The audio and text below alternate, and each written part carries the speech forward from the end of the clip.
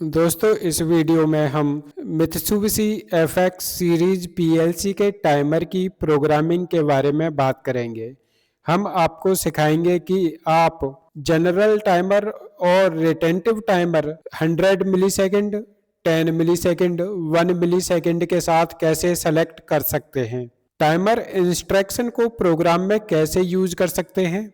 Timer की set value को कैसे कैलकुलेट कर सकते हैं। टाइमर कैसे काम करता है। टाइमर प्रोग्राम को एग्जाम्पल के साथ टेस्ट कैसे कर सकते हैं। तो दोस्तों शुरू करते हैं। दोस्तों टाइमर की प्रोग्रामिंग के लिए हम एक छोटा सा प्रोजेक्ट बनाएंगे। प्रोजेक्ट में हम यहाँ एफएक्स सीरीज चुनेंगे और टाइप मैं FX3G PLC चुनूंगा। आप जिस टाइमर की प्रोग्रामिंग करना चाहें यहाँ पहले सीरीज चुनें, यहाँ सीरीज चुनें और उसके बाद यहाँ PLC का मॉडल चुनें। उसके बाद इसको सिंपल प्रोजेक्ट रहने दें और लैंग्वेज लेटर रहने दें। उसके बाद ओके पे क्लिक कर दें। तो दोस्तों एक ज़रूरी बात मैं ये कहना चाहूँगा कि जिस भी PLC का टाइमर की प्रोग्रामिंग करनी है उसका पहले प्रोग्रामिंग मैनुअल डाउनलोड कर लें। जैसे मैं यहाँ FX3G PLC में जो टाइमर हैं उनकी प्रोग्रामिंग सिखाऊंगा, तो मैंने FX3G PLC का प्रोग्रामिंग मैनुअल डाउनलोड कर रखा है। तो देख सकते हैं कि ये FX3 जो सीरीज है उसमें FX3S, FX3G और बाकी सब सीरीज हैं। तो मैंने इसमें पहले से ही डाउनलोड कर रखा है। तो अगर आपको FX0, FX1, FX2 या FX3 का जो प्रोग्रामिंग मैनुअल डाउनलोड करना है तो उसका लिंक मैं वीडियो के डिस्क्रिप्शन में दे दूंगा, वहां से आप डाउनलोड कर सकते हैं। तो दोस्तों सबसे पहले हमें टाइमर सेलेक्ट करने के लिए प्रोग्रामिंग मैनुअल की ज़रूरत पड़ती है, क्योंकि FX सीरीज में नॉर्मल टाइमर के, रिटेंटिव टाइमर के, 1 मिलीसेकंड टाइमर के और 10 मिलीसेकंड टाइमर के, 100 मिलीसेकंड टाइमर के सबके नंबर अलग अलग दिए गए। तो ये नंबर देखने के लिए, टाइमर नंबर देखने के लिए हमें मैनुअल की ज़रूरत पड़ती है। तो चलो मैं आपको दिखाता हूँ कि कैसे हम मैनुअल में टाइमर नंबर चेक करें। तो सबसे पहले हम मैनुअल को खोलेंगे और यहाँ कंटेंट लिस्ट पर जाएंगे। उसके बाद इस डिवाइस इन लिस्ट को सेलेक्ट करेंगे। आप देख पा रहे हैं डिवाइस इन लिस्ट, इसको क्लिक करेंगे और यहाँ टाइमर वाले ऑप्शन पर फिर नंबर ऑफ टाइमर्स इस पर क्लिक करेंगे। तो दोस्तों यहाँ देख सकते हैं FX3S PLC के जो टाइमर हैं उनकी डिटेल यहाँ दी गई है। FX3G के जो टाइमर हैं उनकी डिटेल यहाँ दी गई है और FX3U के जो टाइमर है उनकी डिटेल यहाँ दी गई है। इन टाइमरों में थोड़ा डिफरेंस रहता है, तो जिस PLC मॉडल के टाइमर की प्रोग्रामिंग करनी है उसी PLC मॉडल के टाइमर को देखना है। जैसे मैं अपना एक बार चेक करा देता हूँ। मेरा ये FX3G या FX3GC ये सीरीज है और इसमें दोनों के लिए एक ही टाइमर रेंज है। तो जैसे मैं एक यहाँ 100 मिलीसेकंड का टाइमर यूज करूँगा, तो उसके लिए T0 से T199 तक इसकी रेंज है। मैं इस रेंज तक मैं यूज करूँगा तो वो 100 मिलीसेकंड का टाइमर होगा, वो भी जनरल। और रिटेंटिव अगर यूज करना है आपको 100 मिलीसेकंड का, तो आप यहाँ देख सकते हैं ये इसका टाइमर नंबर बदल गया है, वहाँ T0 से 199 है, यहाँ T250 से T255 तक है। तो दोस्तों यहाँ से आप इस लिस्ट के द्वारा, इस टेबल के द्वारा टाइमर का नंबर चुन लें, वो उसी हिसाब से काम करेगा जिस हिसाब से आप काम करवाना चाहते हैं। जैसे 1 मिली सेकेंड के लिए आप ये टाइमर यूज करेंगे, टाइमर नंबर 10 मिली सेकेंड के लिए आपको ये टाइमर नंबर यूज करना होगा। तो दोस्तों मैं 100 मिली सेकेंड का एक टाइमर यूज करूंगा नॉर्मल, और एक 100 मिली सेकेंड का टाइमर यूज करूंगा रिटेंटिव। तो पहले मैं 100 मिली सेकेंड का नॉर्मल टाइमर यूज करता हूं। तो टाइमर को ऑपरेट कराने के लिए मैं एक इनपुट लूंगा और इसको X0 एड्रेस दे दूंगा। फिर टाइमर इंस्ट्रक्शन को प्रोग्राम में यूज करने के लिए दोस्तों एक कॉइल लेनी होती है और इसमें टाइमर का नंबर देना होता है। तो जैसे आप देख सकते हैं कि नॉर्मल टाइमर 100 मिली सेकेंड वाले का T0 से T199 तक नंबर है, रेंज है। तो मैं इसमें T0 एड्रेस दे दूंगा। अब यहाँ इसकी सेट वैल्यू और लिखी जाती है साथ में। दोस्तों सेट वैल्यू कैलकुलेशन के लिए मैंने एक फॉर्मूला तैयार किया था जो मैं आपको दिखा देता हूँ।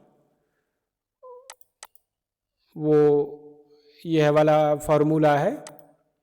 अगर आप 1 मिली सेकेंड का टाइमर यूज कर रहे हैं तो सेकंड, हमने जो टाइमर की सेटिंग करते हैं वो ज़्यादातर हम सेकंड में करते हैं।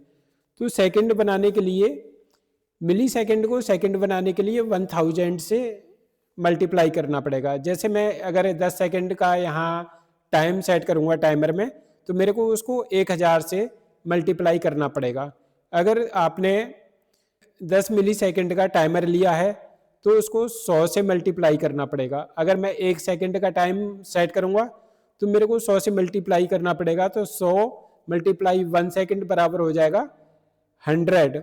तो 100 उसकी वैल्यू टाइमर में डालेंगे तो वो 1 सेकेंड के लिए काम करेगा। अब जैसे मैंने वहाँ प्रोग्राम में मैंने 100 मिली सेकेंड का टाइमर लिया है, तो इसकी वैल्यू को 10 से मल्टीप्लाई करना है। जैसे मैं वहाँ 10 सेकेंड टाइम सेट करूँगा तो मैं 10 से मल्टीप्लाई कर दूंगा, तो जो मेरी वैल्यू आएगी वो मैं वहाँ सेट कर दूंगा और टाइमर 10 सेकेंड के लिए सेट हो जाएगा। तो दोस्तों एक बार चलते हैं प्रोग्राम पर। तो मैं यहाँ दोस्तों एक चीज़ और, यहाँ कांस्टेंट वैल्यू डाली जाती है। हम दो तरह से इसकी सेट वैल्यू सेट कर सकते हैं, एक डेटा रजिस्टर के द्वारा और एक डायरेक्ट कांस्टेंट के द्वारा सेट की जाती है। तो उसके लिए हमें के टाइप करना होता है और वैल्यू सेट करनी होती है। जैसे मैंने 100 मिली सेकेंड का टाइमर लिया है और 10 सेकेंड के लिए सेट किया है, तो मैं यहाँ जो इसके साथ कैलकुलेशन करके आया था 100 वैल्यू वहाँ डाल दूंगा।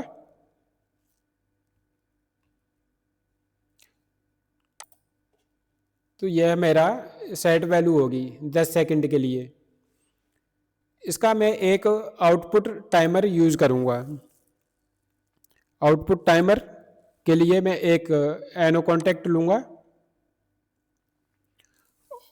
एनो कॉन्टेक्ट को T0 एड्रेस दूंगा और इससे एक आउटपुट ऑन कराऊंगा। तो इसको आउटपुट के लिए मेरे को एक कॉइल लेनी होगी और इसको Y0 एड्रेस दे दूंगा।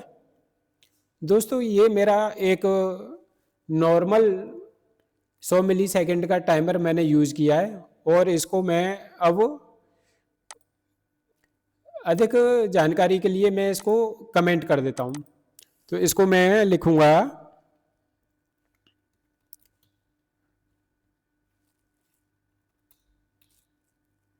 सेलेक्टर स्विच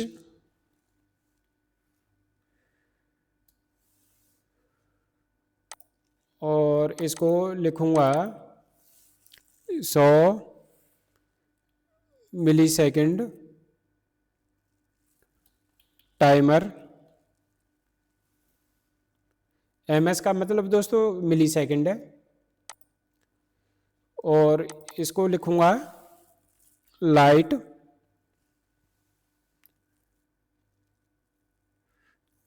1 कर देता हूँ।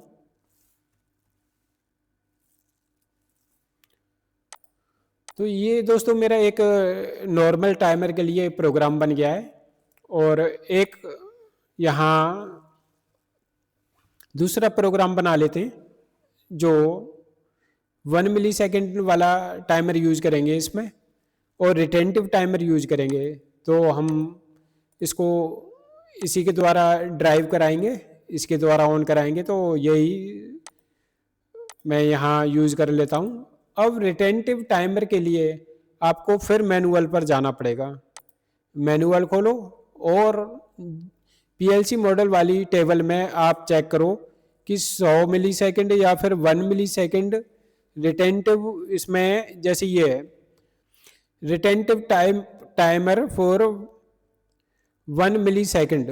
तो हमने 1 मिलीसेकंड का टाइमर यूज करना है, तो उसके लिए आपको T246 से T249 की रेंज तक यूज करना है। ये 4 पॉइंट हैं जो 1 मिलीसेकंड के टाइम यूज करेंगे। दोस्तों यहाँ एक चीज़ और रह गई, ये इसका टोटल टाइम बताएगा कि ये कितने सेकंड सेट कर सकता है। ये 10 मिलीसेकंड का इतने टाइम सेट कर सकता है और 1 मिलीसेकंड का इतना टाइम सेट कर सकता है। तो दोस्तों T246 मैं प्रोग्राम में यूज करूंगा। फिर इसको टाइमर इंस्ट्रक्शन को प्रोग्राम में यूज करने के लिए मैं पहले टाइमर का नंबर दूंगा। टाइमर का नंबर 246 T246 और उसके बाद इसकी वैल्यू दूंगा। अब जैसे ये भी मेरे को 10 सेकंड के लिए सेट कराना है, मेरे को सेट वैल्यू 10 सेकंड करनी है। तो अब 10 सेकंड के लिए मैं इसमें एक बार जो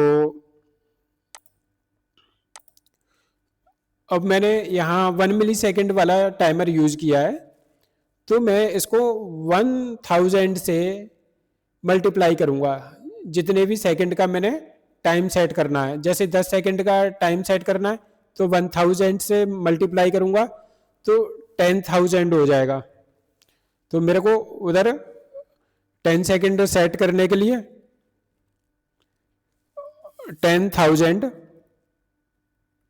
वैल्यू डालनी होगी। इसको मैं रिटेंटिव टाइमर कमेंट करूंगा।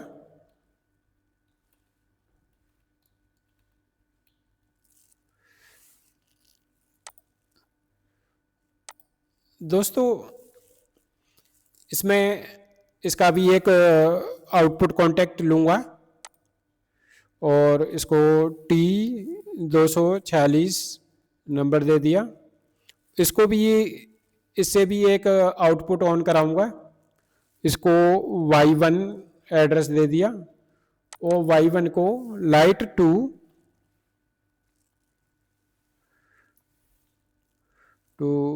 कमेंट कर दिया। दोस्तों इसको मैं एक बार कंपाइल कर लेता हूँ।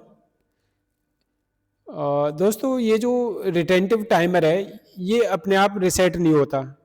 आपका इनपुट आके चला जाए तो भी रिसेट नहीं होगा और पीएलसी की पावर चली जाए तो भी रिसेट नहीं होगा। इसके लिए एक रिसेट इंस्ट्रक्शन यूज करनी पड़ती है रिसेट करने के लिए। तो मैं एक इंस्ट्रक्शन यूज करता हूँ। मैंने एक एनो कॉन्टेक्ट लिया और इसको X1 एड्रेस दिया और एक इसको मैं रिसेट इंस्ट्रक्शन ले लेता हूँ। तो यहाँ डबल क्लिक मारेंगे या फिर एक कॉइल लेंगे और यहाँ RST लिखेंगे रिसेट, उसके बाद जिसको भी रिसेट करना होता है उसका नंबर डालना होता है। जैसे मेरे को T246 को रिसेट करना है तो मैंने उसका नंबर यहाँ डाल दिया है। फिर मैं ओके पर क्लिक कर दूंगा। इसको कमेंट में डालूंगा रिसेट स्विच।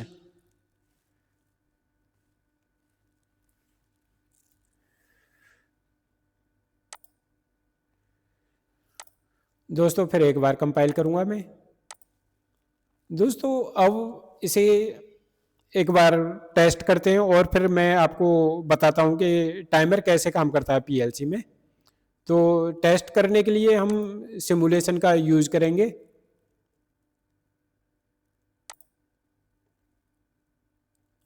तो दोस्तों मेरा सिमुलेटर रन मोड में है और अब मैं इसको ऑन करता हूं इनपुट को।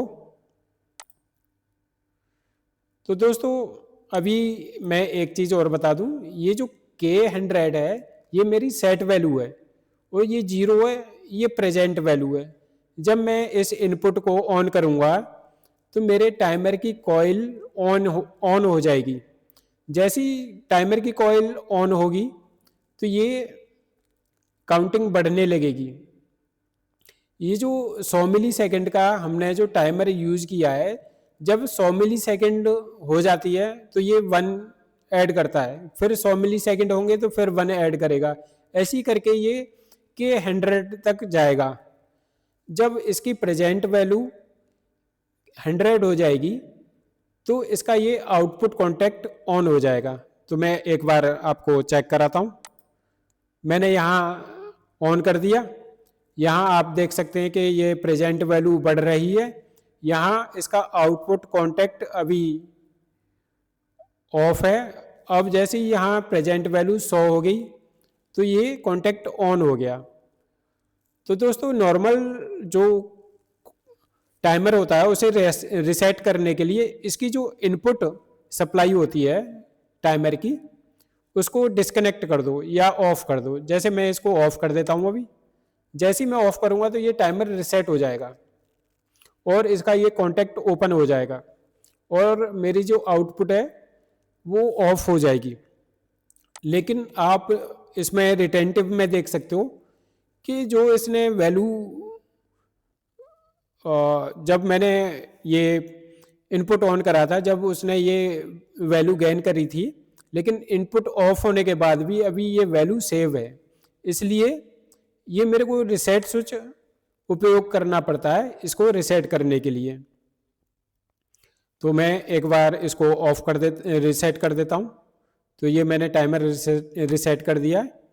तो दोस्तों एक बार और टेस्ट कराऊंगा मैं आपको कि अभी तो ये मैंने इनपुट ऑफ करा के दिखाया था। अब मैं इसको एक बार ऑन करा देता हूँ, फिर मैं पीएलसी की पावर बंद करके दिखाऊंगा।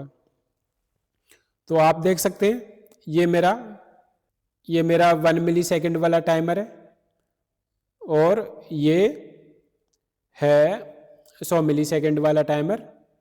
दोस्तों इसमें डिफरेंस बताऊंगा मैं। डिफरेंस ये है कि ये मेरा सिमुलेटर है। अगर मैं सिमुलेटर को स्टॉप मोड पे डाल देता हूँ या आपकी पीएलसी की पावर चली जाती है तो भी ये जो नॉर्मल टाइमर है वो रीसेट हो जाएगा। तो मैं इसको स्टॉप कर दिया तो आप देख सकते हैं कि ये मेरा नॉर्मल टाइमर रीसेट हो गया, लेकिन जो रिटेंटिव टाइमर है उसकी वैल्यू अभी भी सेव है। इसको मैं एक बार ऑफ कर देता हूँ इनपुट को भी। इनपुट ऑफ करने के बाद भी यहाँ सेव दिखा रहा है। तो दोस्तों इन दोनों में टाइमरों में यही अंतर है कि ये नॉर्मल टाइमर इनपुट ऑफ होने पे रिसेट हो जाता है या पीएलसी ऑफ होने पे रिसेट हो जाता है, पीएलसी की पावर चले जाने पे रिसेट हो जाता है। लेकिन जो रिटेंटिव टाइमर है ये रिसेट नहीं होता।